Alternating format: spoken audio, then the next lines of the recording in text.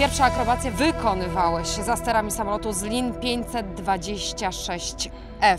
Co to był za samolot, gdybyśmy mieli przybliżyć widzom tak konkretnie? Jakie miał możliwości? To był dość prosty samolot, gdy patrzę na niego teraz, natomiast wtedy to był szczyt marzeń. Z LIN 526, dwumiejscowy samolot akrobacyjny. Dość ograniczone możliwości, oczywiście, gdy myślimy o akrobacji tej nieograniczonej w tym momencie, 180 koni mechanicznych, ale oczywiście w samolocie inaczej to się przelicza. Natomiast bardzo przyjemny w pilotażu, wtedy myślałem, że to jest po prostu szczyt moich możliwości. Uczyłem się tych podstaw akrobacji, natomiast samolot był świetny właśnie do nauczania tych pierwszych beczek, tej koordynacji sterów, właśnie nóg z rękami, z gazem. Mój instruktor Adam Labus właśnie z Katowic nauczył mnie tych podstaw doskonale, co profituję teraz. Mam nadzieję, że wszystkim się podoba to, co robię na niebie. To zdradźmy w takim razie za sterami jakiej maszyny teraz jesteś? Teraz pilotuję samolot Extremer XA41, wersję jednomiejscową niemieckiego samolotu.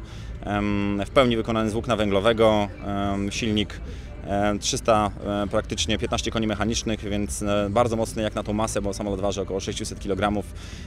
Prędkość obrotu wokół osi podłużnej to prawie 500 stopni na sekundę, plus minus 10 G, 420 na godzinę do praktycznie ujemnej prędkości, bo gdy się śliznę na ogon, to latam do tyłu, więc dużo mogę fajnych rzeczy zrobić na niebie.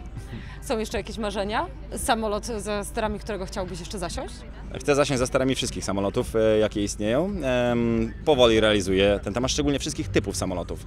Natomiast miałem już możliwości polatać samolotem bojowym, szkolno-bojowym, natomiast mam zamiar polecieć w kosmos. No to w takim razie trzymamy kciuki, ale czy jesteś w stanie też... Trzymajcie za słowo. Za słowo również w takim razie.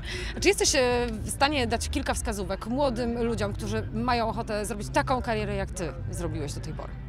Nie wiem, czy zrobiłem wielką karierę, ale na pewno spełniłem swoje marzenia. Żeby spełnić swoje marzenia, trzeba być wytrwałym i to jest najważniejsze.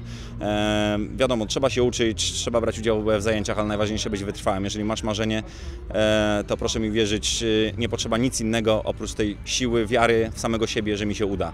A jeżeli się wierzy w samego siebie, to się uda.